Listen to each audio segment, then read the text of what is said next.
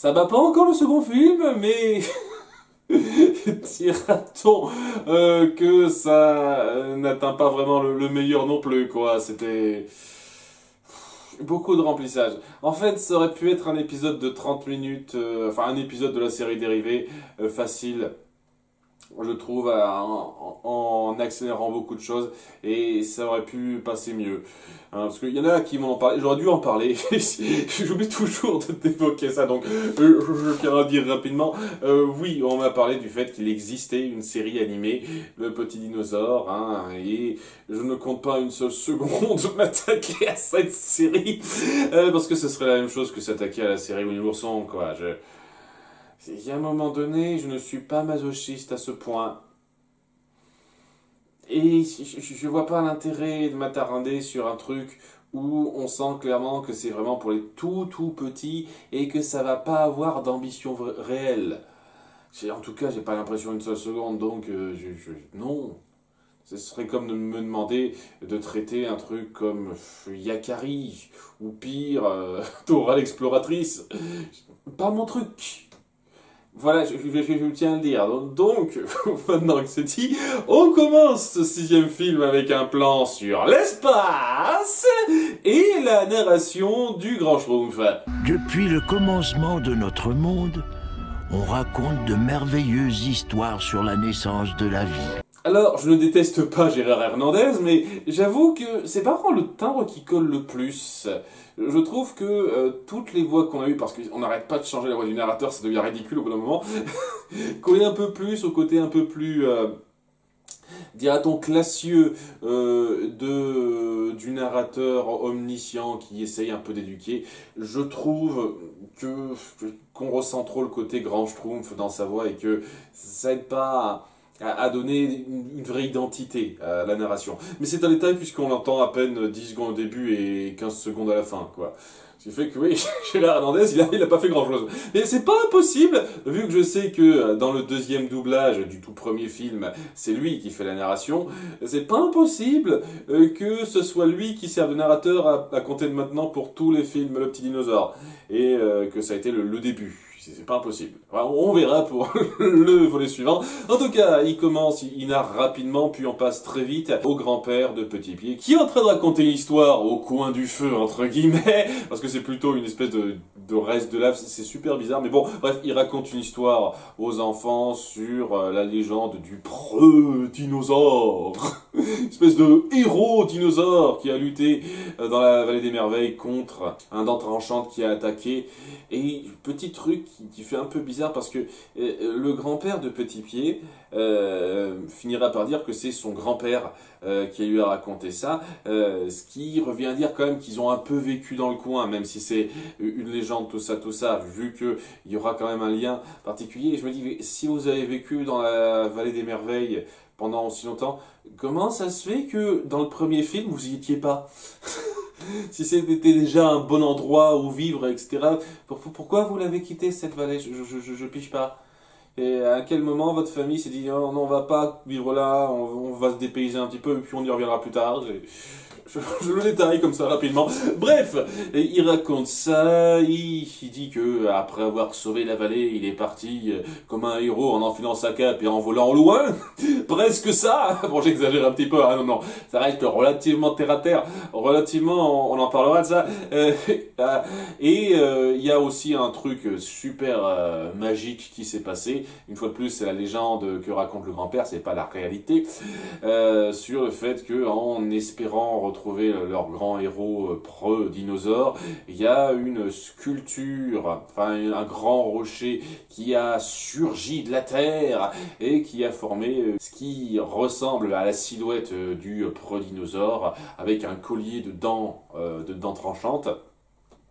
Et voilà, depuis, il est un peu vénéré de là où il est, et si jamais il venait à être détruit, ce serait la malchance sur la vallée.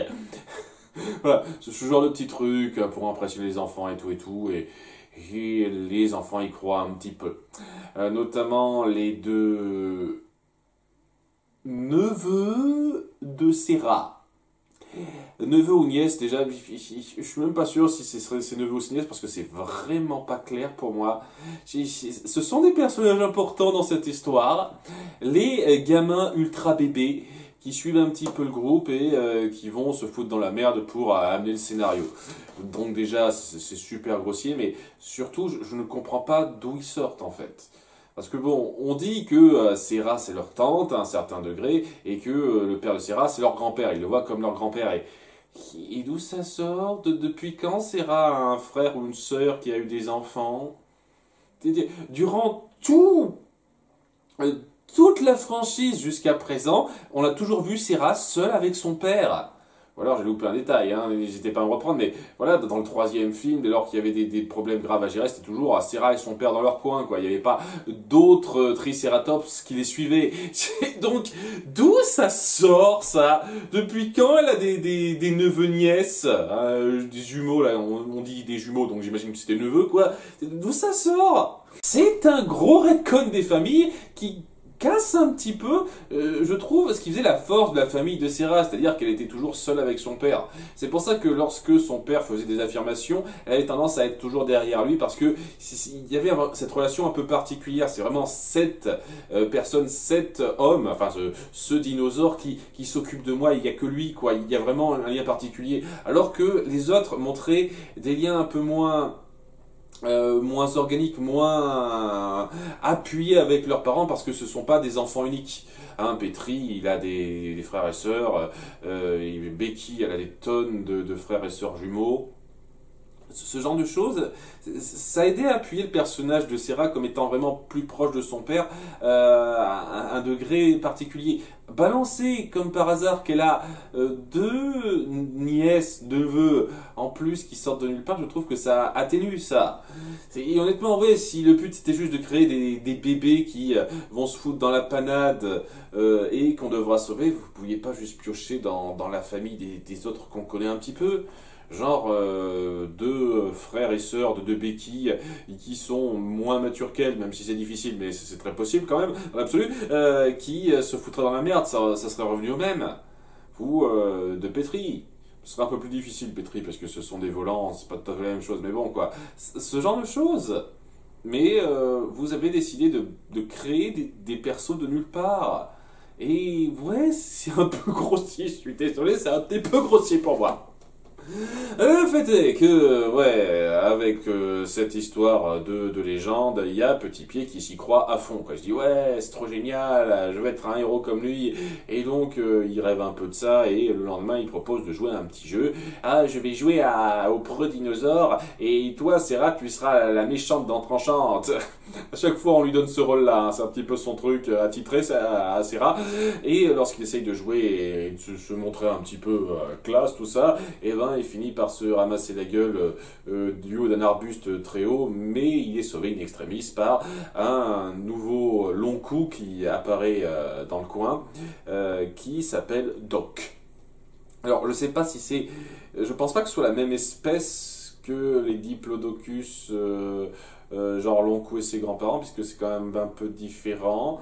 S'il y a des gens qui connaissent une fois de plus, qui n'hésitent pas à pointer ça, parce que j'imagine que c'est en référence à différentes espèces, différentes races. Il est plutôt bien accueilli par les grands-parents, même si le père de Sera se dit je n'ai pas trop confiance en toi. Il est un petit peu plus suspicieux que les autres, mais il est bien reçu. Et je dois avouer que ce gars qui s'appelle Doc, donc, est plutôt cool. J'avoue, il a une bonne voix, hein, une voix bien classe, une voix bien réussie. Il fait bien passer le côté très loup solitaire du personnage qui a vraiment vécu sa bosse. Et qui essaye de se mêler de ses affaires en restant dans le coin, quoi. Il y a quelque chose de bien rendu autour du personnage. Seulement, Petit Pied va croire assez vite qu'il s'agit du fameux preux-dinosaure, puisque, comme par hasard, il a une cicatrice au même endroit que la cicatrice dans l'histoire que lui a raconté son grand-père. Comme par hasard, sachant que... ça essaye d'appuyer que cette histoire est fausse. Vraiment, c'est une légende que raconte son grand-père. Et puis, ça s'est passé il y a pas mal de temps. Donc, comme par hasard, quoi. ce qui l'amène à croire qu'il s'agit du dinosaure. Et ce qui amènera un truc, l'enchaînement est un peu ridiculement forcé, je trouve, puisqu'il va vouloir en parler à ses amis, évidemment, puisqu'ils sont en train de s'amuser dans un marais avec des bulles sur lesquelles ils peuvent sauter. Ok, si vous voulez, on s'en fout, c'est un taille ça. Et ouais, Sera s'énervera contre ses neveux, et juste après, il y aura Petit Pied qui apparaîtra pour leur dire ah, je suis sûr qu'il s'agit du preux chevalier. Personne ne croira, il se dit ok, pour vous prouver ça, je vais chanter. Il y a longtemps, en haut d'une montagne, un œuf énorme trônait. Merci, sans façon, ça ira. C'est pas la peine, c'est pas la peine. En fait, je te crois, ne chante pas, ça ira. C'est pas la peine, tu m'as prouvé quelque chose. Je veux pas, ça va. Oui, il balance sa chanson complètement.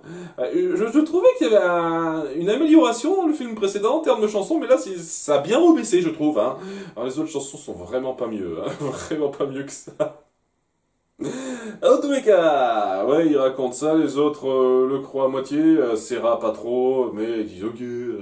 Ils évoquent rapidement le fameux rocher du dino, enfin c'est pas comme ça qu'on appelle ça, le dinosaure de pierre, voilà. Le dinosaure de pierre, la fameuse sculpture de roche qui s'est érigée de terre d'après la légende, bien entendu, ça a l'air d'être pour de faux ça, et ils vont pas plus loin que ça pour l'instant. Seulement, ça a influencé les deux tout petits que Sera a laissé dans leur coin, et donc ils se disent ouais, trop cool, on va s'y rendre, YOLO. Et le lendemain, il y a Sera qui viendra en parler à Petit Pied parce qu'elle les aura perdus. Il faudra attendre toute une nuit pour ça. Sachant que bon, avant ça, il a une petite scène Petit Pied que je trouve moyennement bien choisie. C'est à moi que tu parles? C'est à moi que tu parles? Alors, vous avez conscience de votre public, les gars? Vous pensez sincèrement qu'ils vont la comprendre, cette référence? Peut-être que s'ils ont regardé Retour vers le futur, qui parodie déjà ça. C'est pas impossible. Enfin bref, ils se lancent à la recherche des petits, au bout d'un moment ils finissent par se dire « Ah, t'as parlé de ça la veille, ça doit être vers ce rocher qu'ils se sont rendus. » Et ils s'y rendent, mais genre... mode foutage de gueule, les petits, puisqu'il y a de l'escalade à faire, il y a un putain de gouffre très jeu vidéo-esque, si j'ose dire, où on doit sauter de petit pilier en petit pilier pour passer, et apparemment c'est le seul chemin disponible, hein. C'est le seul chemin possible pour l'instant, il n'y a pas d'autre façon d'y aller, apparemment. Ils passent par tout ça, tranquille. Il y a même à un moment donné un dent tranchante qui court derrière eux, ils font pas gaffe et ils se prennent la tête dans un arbre. C'est du putain de gag, c'est n'importe quoi, c'est complètement ridicule. Mais bon voilà, histoire de dire, ils sont insouciants et ça leur réussit, semble-t-il. Tandis que donc nos 5 guélurons vont sur leurs traces pour les retrouver et faire en sorte que Sera se fasse pas engueuler par son père.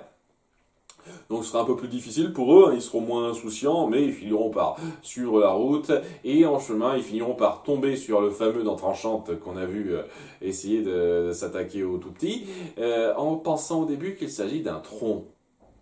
Il y a tout un gag là-dessus, quoi. Ah, c'est bizarre, ce tronc n'a pas la même consistance, et en plus il bouge, ah, qu'est-ce que ça veut dire? Ah non, c'est pas un tronc, c'est dent tranchante. Comment vous avez pu confondre ça, quoi? C'est quoi votre problème, merde. Bref, ils se font courser, ils le fuient pour l'instant et finissent par tomber sur le fameux dinosaure de pierre où sont en train de s'amuser les deux petits. Il manque un petit peu de se tuer, mais ça tombe bien, c'est au moment où nos héros arrivent. Ça aurait pu tomber n'importe quand avant, mais c'est le bon timing, quoi. Et à cause de ça, il y a Sera et eux qui cassent une dent de la sculpture de pierre. Et va y avoir des conséquences d'après nos enfants, mais pas vraiment, mais c'est un petit peu bizarroïde, j'en parlerai. En tous les cas, en repartant, en ayant enfin retrouvé leur petit, il y a Sera qui est un petit peu sur les nerfs, et lorsque il y a les autres qui lui disent « Attention, il y a un dent tranchante derrière toi », elle croit qu'on lui fait une blague. Mais pendant 30 secondes, vous m'avez bien eu, timide bien, la respiration, les dents tranchantes, tu dis, Sarah, vous avez croisé ce dent tranchante tout à l'heure, qu'est-ce qui te fait croire qu'il pourrait pas réapparaître?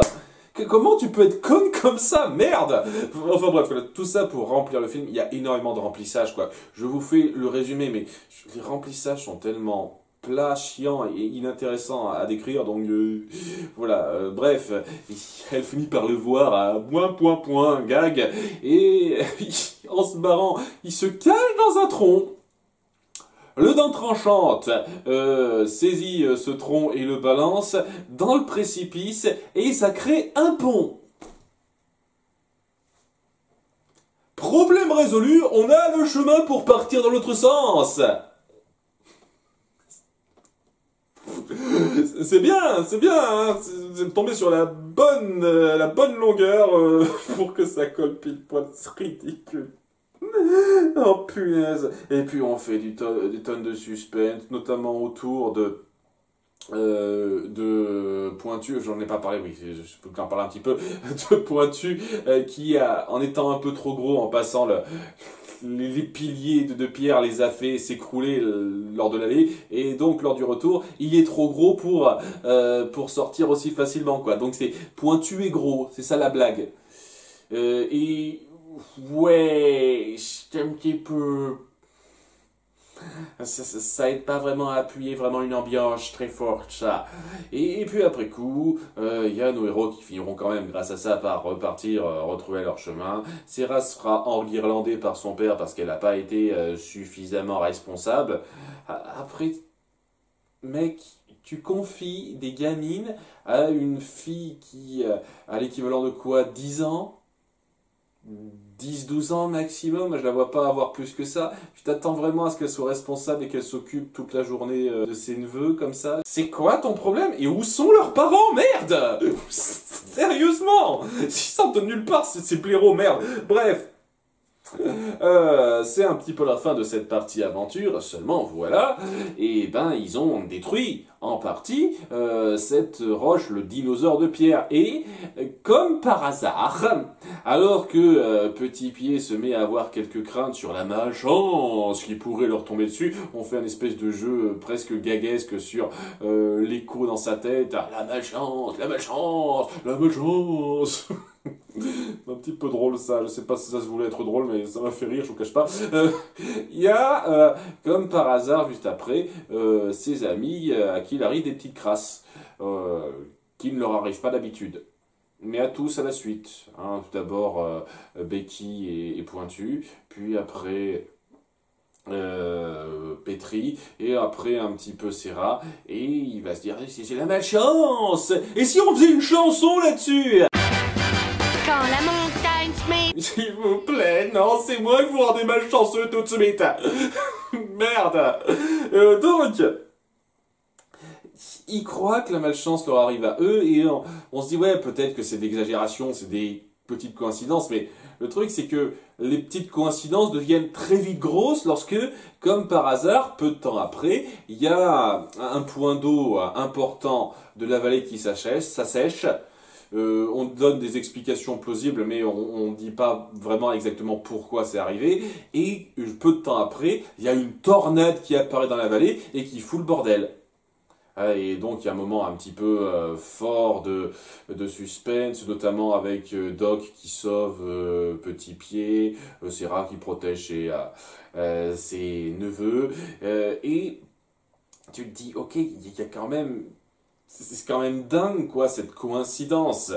Comme par hasard, peu de temps après avoir détruit cette sculpture qui semble donner la guine dès qu'on l'a détruit, il y a la guine qui tombe dans la vallée des merveilles. C'est un petit peu gros la façon dont vous enchaînez ça et dont vous espérez nous faire croire qu'il ne s'agit que d'une coïncidence, parce que c'est qu'une coïncidence au bout du compte, quoi. C'est une coïncidence vraiment bien timée, hein, merde. Donc ouais, la tornade a dévasté un petit peu le coin, je pense que ça commence à devenir un petit peu trop redondant, ça. Est-ce que 2 films sur 3, on va avoir droit à ça à chaque fois? Genre oui, la vallée des merveilles dévastée, il faut qu'on corrige ça. Parce que ça commence à devenir un petit peu répétitif. Un petit peu répétitif. J'espère que vous ferez pas ça régulièrement, quoi.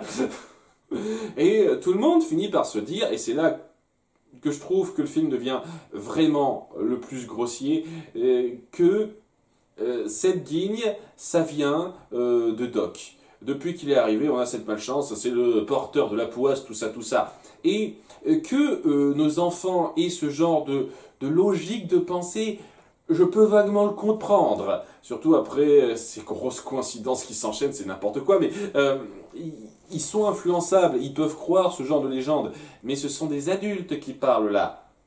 Et vous voulez vraiment faire croire que tout le monde va penser « Ah, il apporte la guigne !» et direct, alors qu'il leur est arrivé deux catastrophes naturelles à la suite, ils se disent ah, c'est forcément lui et on peut plus lui faire confiance, il faut qu'il se barre, tout ça.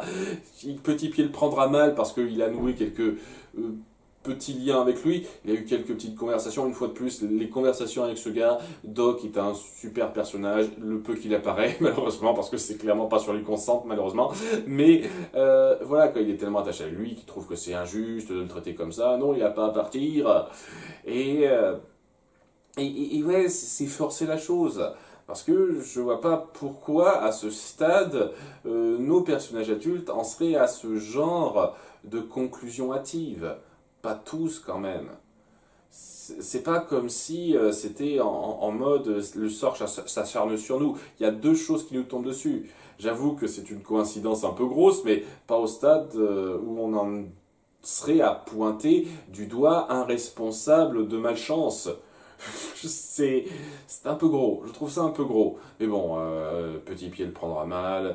Il y a ses amis qui se diront ah, je suis pas sûr, peut-être que. Mais non, c'est notre faute, hein, c'est nous qui avons cassé le dinosaure de pierre. Il faudrait qu'on fasse quelque chose. Au début, il y a ses amis qui renient un petit peu ça, donc il se dit ah, je vais régler ça tout seul. Je vais tout seul comme un grand, j'ai ma petite chanson, sinon. Non, c'est pas la peine, c'est pas la peine de montrer l'extrait, ça ira. 2 fois, j'ai suffisamment subi le truc.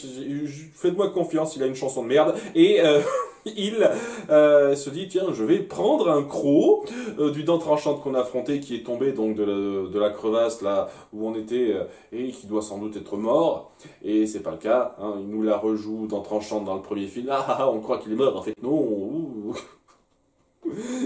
Les redites, merci beaucoup. Et il s'est dit, ouais, je vais lui piquer une dent, carrément, quoi. Waouh!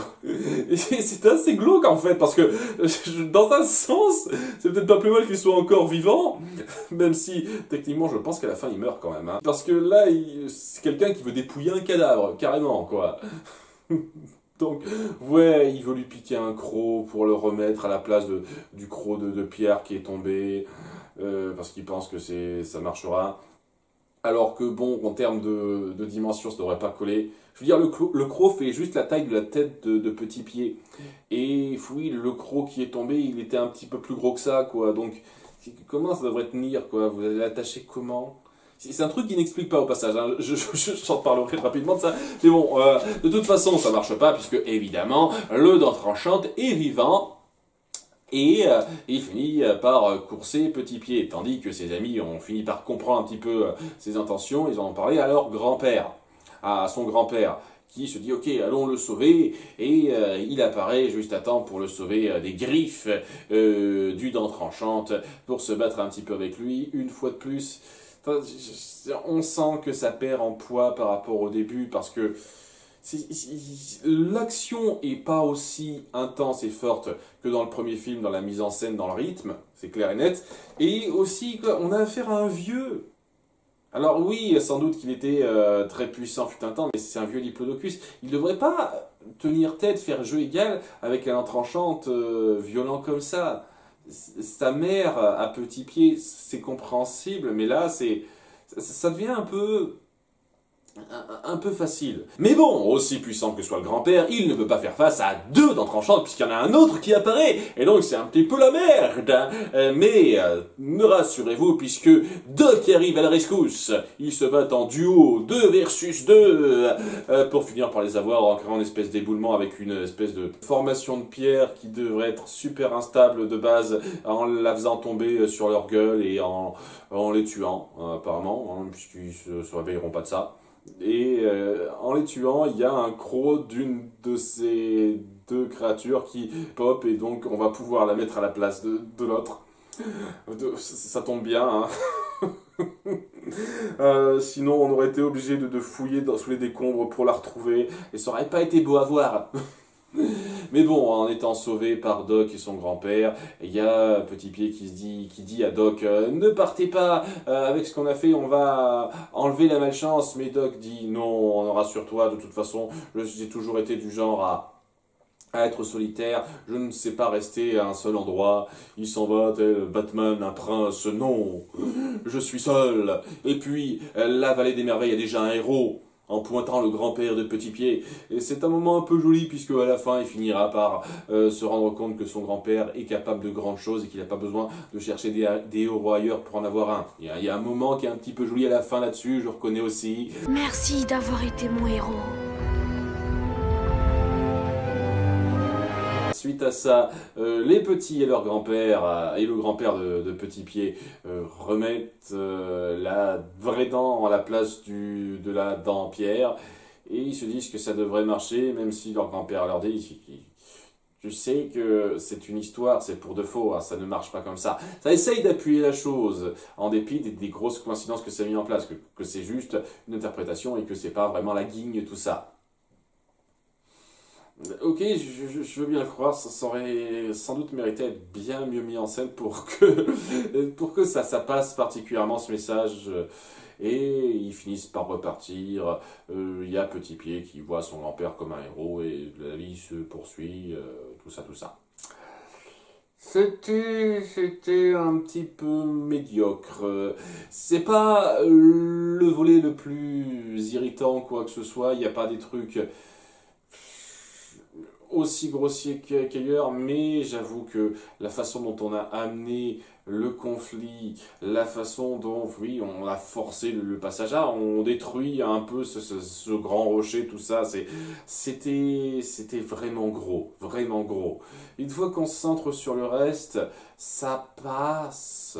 Je veux dire, les personnages sont pas désagréables, on comprend leur mentalité, et ouais, le nouveau personnage de Doc est quand même assez cool. Mais ouais, on se repose trop sur du remplissage. Et amener de façon aussi grossière l'élément déclencheur du film autour de personnages retcon qui n'étaient pas apparus avant, c'est un peu trop, hein, un peu trop discutable pour moi. Ce qui fait que oui, les bons points, quelques bons points qu'on peut distiller là-dedans ne compensent pas vraiment tout à fait pour moi. Je mettrais 8,5, 9, allez, 9 sur 20. C'est pas le pire, mais ça casse pas des briques. Ouais. Toujours mieux que le second, quoi. Pour l'instant, ça va, le second, c'est l'étalon le plus nul. Donc, c'est pas impossible qu'on aille pas aussi bas dans la suite, qu'on aille jamais aussi bas. On verra bien, hein. À bientôt pour le 7e volet. Bye.